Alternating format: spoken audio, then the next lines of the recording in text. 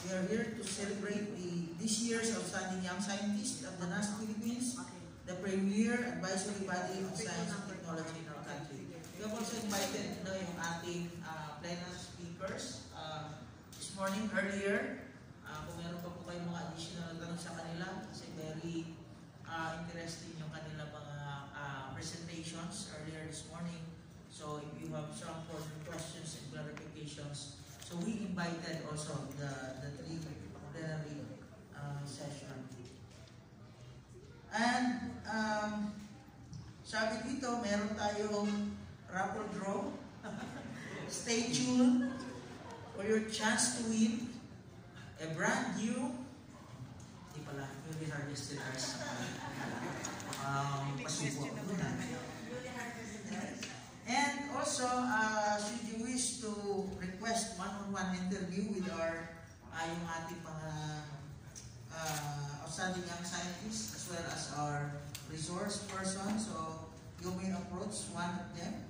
You may approach the NAS Secretariat para ma-facilitate you one-on-one interview, and they will be very happy to guide you to the assigned media room for the one-on-one interview later on. For the information of our media friends present today, the OYS Award is given to the young Filipino scientist. Must not be 41 years old within January. Umamin na kung sino.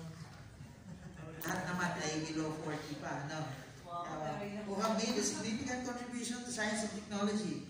A total of 12 OYS Awards are available annually, split among the different divisions of the NAS, ating agriculture, biological sciences, chemical, mathematical sciences, and physical sciences, engineering sciences and technology, health sciences, and social sciences.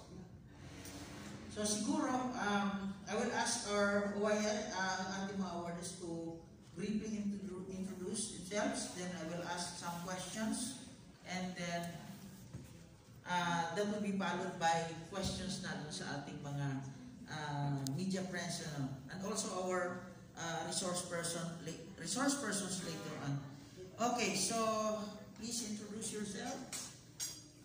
First, as I call your name, so please introduce. Una si Mark Joseph M. Lisamero.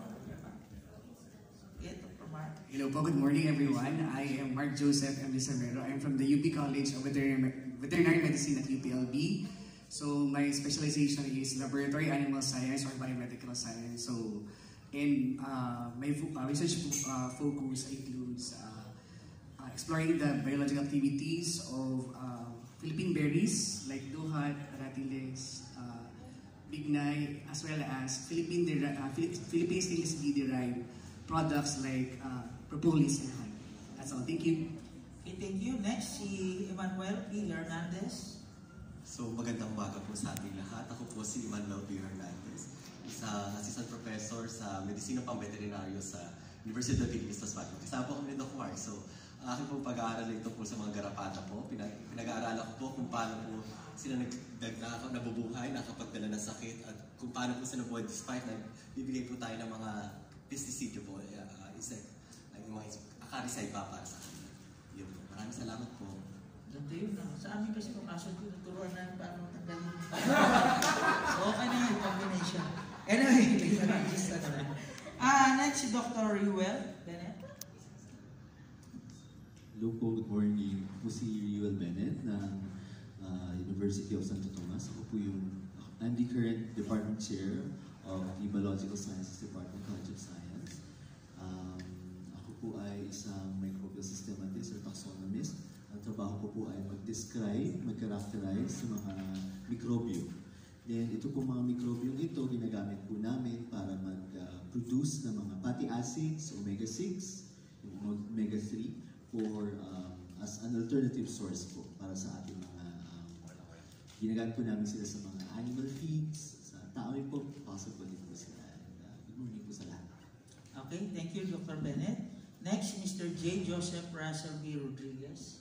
Good morning po. Ako po si J. Joseph Russell Rodriguez, Assistant Professor from the Institute of Biological Sciences, University of the Philippines, Los Baños. Yung research interest ko po ay forensic genetics and human population genetics.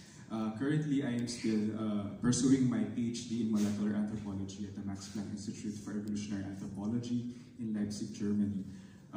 The focus of my PhD right now, so in 2019 to 2020, sinuyod po namin ang dulo ng Pilipinas sa bandang South, Zamboanga, Basilan, Sulu, and Tawi-Tawi para mag-collecta ng DNA samples mula po sa mga katutubong Pilipino po doon sa area po na yun. Ang goal po ng research ko po ngayon sa kasalukuyan ay i-reconstruct yung pinagmulan at yung kasaysayan ng mga tao dito sa lugar na to base sa kanilang DNA.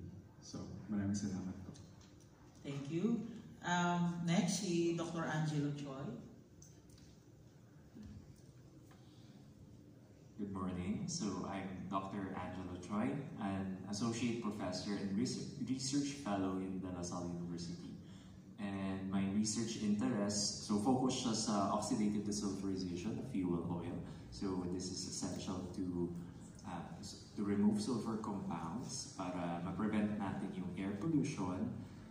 So air pollution din natin gusto yun para kasi nagkakaroon siya ng mga health risk, respiratory tract problems, and another reason of removing sulfur compounds is para maka-avoid tayo ng acid rain din. So acid rain, hindi natin siya gusto kasi it can destroy crops, mga livestock natin, and then ma-harm din niya yung infrastructure ng mga buildings. Yeah. Thank you. Thank you. Next, may I call on Dr. Ramon Christian Eusebio. Good morning. I'm Ramon Christian Eusebio, Associate Professor at the Department of Chemical Engineering, University of the Philippines, Los Angeles. I'm also the current chair of the Engineering and Industrial Research of the National Research Council of the Philippines. So, ang ating pong topic is more of water and wastewater treatment. So, and application of membrane technology. So, ako po ay environmental engineer, kaya mas pinoprotektahan ko po yung mga water bodies natin from pollutants. Thank you. Thank you. Next is Dr. Jose Sagani Hanairo. I hope I have pronounced it right. Yes, Hanairo. Good morning, everyone. I'm J.I. Hanairo. I'm a biochemist and full professor at De La Salle University. So my research is about elucidating or discovering chemical signals used by insects to locate plants. So if we will be able to understand the specific chemical signals, then we will know how we can artificially attract or repel these insects, and this can be used for sustainable pest management. And the focus of our work is in cacao, specifically on the cacao making products. Thank you. Thank you. Next, we have Dr. Renier Mendoza. Hello. Good morning po. So I am Dr. Renier Mendoza, Associate Professor and Head of the Numerical Analysis and Scientific Computing Group of the Institute of Mathematics, as well as the Program Director of the Computational Science Research Center and Coordinator for the Data Science Program of the College of Science, UP Diliman. My research work focuses on the applications of mathematics. So yung mga ginagawa po, for example, ay disease modeling, tsunami mitigation using shallow water equation. Yung sabihin parang ano yung maging effect, for example, ng mangroves to mitigate the tsunami wave height. Another application is computer vision sa baybayin, characters. And meron din po akong work sa optimization methods. For example, we developed an algorithm, optimization algorithm based on the Philippine eagle and data and image processing. Thank you po. Thank you. Next, we have Dr. Jerome Cleofas. Magandang umaga po sa lahat. Ako po si Jerome Cleofas. Ako po ay professor po sa Department of Sociology and Behavioral Sciences ng De La Salle University, Manila. So, ang nakuha ko pong parangal po ay sa field of sociology. Pero bukod po sa pagiging sociologist, ako rin po ay isang registered nurse. So ang area po ng aking pananaliksik ay tinitingnan ko po kung ano yung mga iba't ibang social at saka behavioral na mga salik ng kalusugang pagkaisipan or mental health at well-being outcomes ng mga legal-aged youth, so mga emerging adults po, so mga 18 to 30 years old. So under National Youth Commission, youth pa rin naman sila. No?